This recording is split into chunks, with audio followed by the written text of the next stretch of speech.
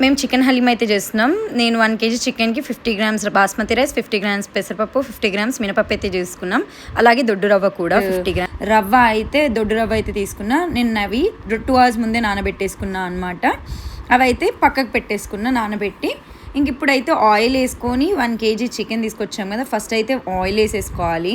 ఈ ఆయిల్ వేసుకున్న తర్వాత అయితే మనము కొంచెం అల్లం పేస్ట్ వేసుకోవాలి. ఫస్ట్ అల్లం వెల్లుల్లి పేస్ట్ బాగా సరిపడినంత మనకి తెలిసిపోతుంది కదా 1 kg చికెన్కి మనం ఎంత వేసుకుంటామో. సో అలా అల్లం వెల్లుల్లి పేస్ట్ వేసుకొని కొంచెం వేయించుకోవాలన్నమాట.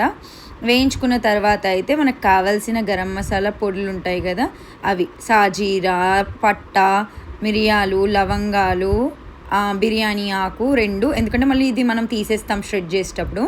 పసుపు ఇవన్నీ వేసుకొని బాగా వేయించుకోవాలన్నమాట. వేయించుకుంటూ పచ్చిమిరపకాయలు, కొత్తిమీర ఇవన్నీ ఇందులో వేసుకోవాలి. ఇది అయితే నేను ఎలా అయితే చూసి నేర్చుకున్నానో, వేరే అతను చేస్తుంటే నేను ఇదే రెసిపీ చూపిస్తున్నా. చాలా అంటే చాలా బాగా వస్తుంది.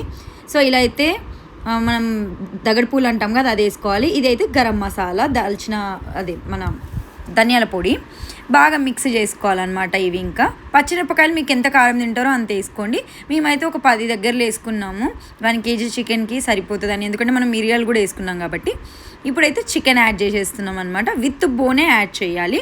అప్పుడైతేనే మనకు ఆ ఫ్లేవర్ అనేది మంచిగా వస్తుంది. ఎందుకంటే అది ఉడికినప్పుడు ఆ బోన్లో ఉన్న మొత్తం అంటే oil type of content release అవుతుంది కదా, అది చాలా బాగా అనేది ఫ్లేవర్ వస్తుంది అనమాట. మనం చికెన్ కూర చేసుకుంటే ఎట్లా వస్తుందో అట్లా.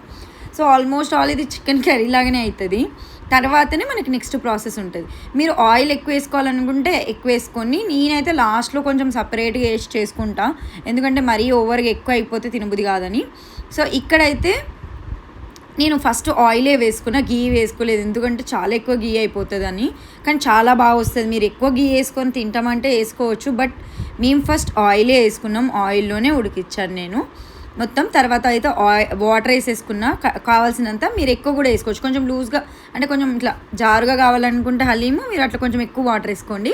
నేను కొంచెం తిక్కుగా చేసుకున్నాను అనమాట, ఎక్కువ అయిపోతుంది కదా మా వరకే అని.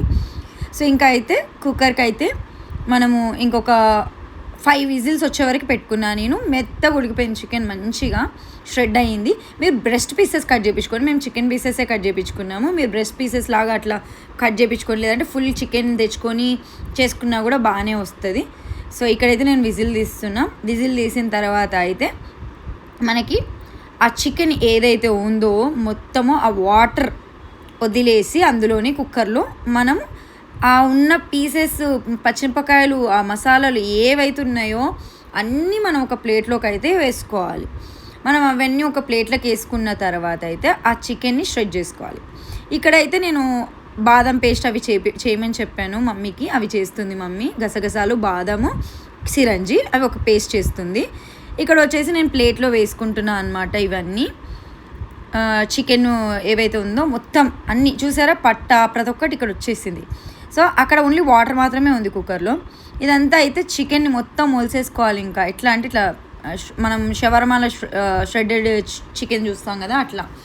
బోన్స్ ఏవంటే కొంచెం ఇట్లా కరకరలాడుతాయి చూడండి, అలాంటి బోన్స్ కొంచెం అలాంటివి పెట్టుకోవాలి. కొంచెం చిన్న బోన్స్ వస్తే పెట్టేసుకోవాలి, అట్లనే వదిలేసుకోవాలి. పెద్ద బోన్స్, నల్లి బోన్స్ అట్లా వస్తాయి కదా లెగ్స్, అవి మాత్రం పక్కకి వేసేస్తున్నా నేను. మా డాగ్కి ఇస్తాను నేను, అంటే మాకు వేరే దగ్గర డాగ్స్ ఉన్నాయి, ఆ డాగ్స్కి ఇస్తామన్నమాట. సో మేము చికెన్ వండుతాం సపరేటు, బట్ ఈసారి ఇవి కూడా ఉన్నాయి కదా అని నేను తీసేసి పెట్టేసిన పక్కకి. సో ఇలా అయితే మేము మొత్తం షెడ్ చేసుకుంటున్నాం. మొత్తం పీసులు బాగా హ్యాండ్ వాష్ చేసుకుని ఎందుకంటే మనం ఇంట్లోనే చేసుకుంటాం కాబట్టి బాగా నీట్గా చేసుకుంటాం. ఇలా అయితే బాగా దంచుకోవాలి పప్పు గుత్తి తీసుకొని. ఇంకా మన దగ్గర అయితే హలీంవి అవి ఉండవు కాబట్టి మన పప్పు గుత్తితో చాలా బాగా వచ్చేస్తుంది సూపర్గా. ఇక్కడైతే బరిస్టాకి అయితే ఇది ఆనియన్స్ చేస్తుండే డాడీ. ఇక్కడ వచ్చేసి ఈ మిరియాలు మళ్ళీ కావాల్సి వస్తుంది, సొంటి, చెక్క, ఇలాచి, లవంగాలు. నేను ఉప్పు యాడ్ చేసుకోలేదు స్టార్టింగ్లో కాబట్టి ఇప్పుడు ఉప్పు యాడ్ చేసుకుంటాం. మీరు కావాలంటే అప్పుడే వాటర్లో వేసుకొని యాడ్ చేసేసుకోవచ్చు. నాకు ఇక్కడ ఎంత కావాలి అనేది తెలుస్తుంది అని చెప్పి నేను ఎక్కువ వేయకుండా ఇక్కడ వేసుకుంటున్నా. చికెన్లో వేసి చేత్తో కలిపేసుకుంటున్నా ఆ పీస్లకి ఏదైతే దంచిన పేస్ట్లో. తర్వాత అయితే కుక్కర్ పెట్టేసుకున్నా, కొంచెం బాయిల్ అవ్వనివ్వాలి వాటర్ని, ఎందుకంటే మనం పక్కకు పెట్టాం కదా చల్లారిపోయి ఉంటుంది. తర్వాత అయితే మేము అవి పేస్ట్ చేసుకున్నాం అనమాట. మినపప్పు, రైస్, పెసరపప్పు మొత్తం అందులోనే ఈ బాదం, కాజు, సిరంజి, గసగసాల పేస్ట్ వేసేసినాము. మొత్తం వేసి మిక్స్ చేసేసుకోవాలి అదే గిన్నెలో.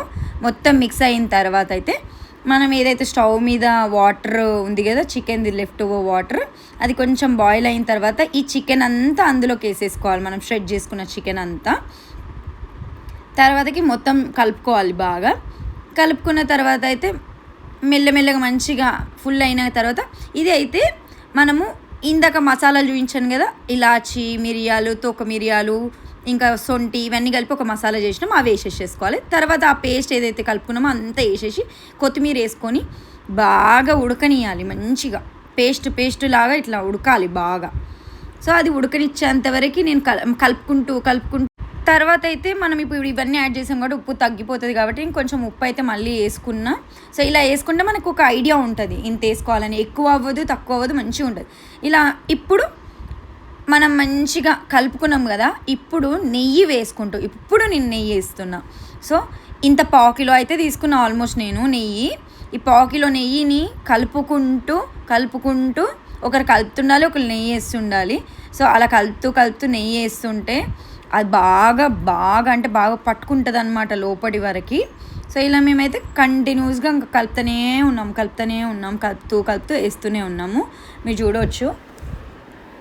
తర్వాత అయితే ఇంకొంచెం ఆల్రెడీ మనకు కొంచెము రెడ్గా ఇట్లా పైన కావాలి అనుకుంటే మీరు ఫస్ట్ చేసిన దాంట్లో షేర్వాలాగా కారం వేసుకొని కూడా చేసుకోవచ్చు, కొంచెం రెడ్గా కనిపిస్తుంది.